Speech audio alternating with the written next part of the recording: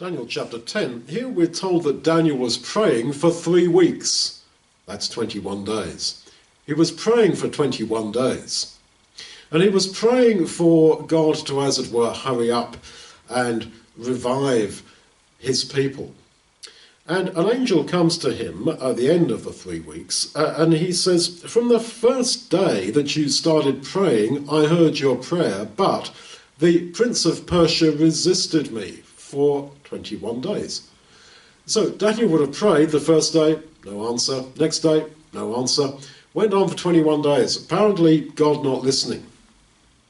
But God says, I answered your prayer the first time you said it. But because God does not force people, and because God does not treat man as a puppet, it took 21 days to work out the answer. Not because God is weak, but because God is not a bully and God is not a manipulator. That's why. So that this king of Persia would behave from his own free will, and yet with God's coaxing and encouragement, respecting the man's free will all the way through. It's rather like Zacharias and Elizabeth praying to have a baby when they were younger, didn't have it, assumed God wasn't going to answer, but then when Zacharias is an old man, an angel appears to him and says, oh, your prayer about the baby has been heard. Your old wife is going to become pregnant, going to have a child.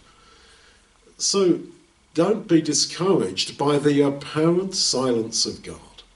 Don't be discouraged by the idea that, oh, well, I prayed and it wasn't answered. Yeah. Your first prayer maybe was answered. But the actual working out of the response takes time. And you see in this something beautiful. We live in an age where we want everything immediately. At a tap of a screen, I expect it straight away. We want these answers straight away. And this makes it difficult for our generation to understand how God works, that he is not so primitive. That God will answer and does hear prayer. Even if the immediate answer is not flashed up in the sky after 2 seconds. He does answer, and he answers in a very powerful way, over and above, far more than we could ever imagine.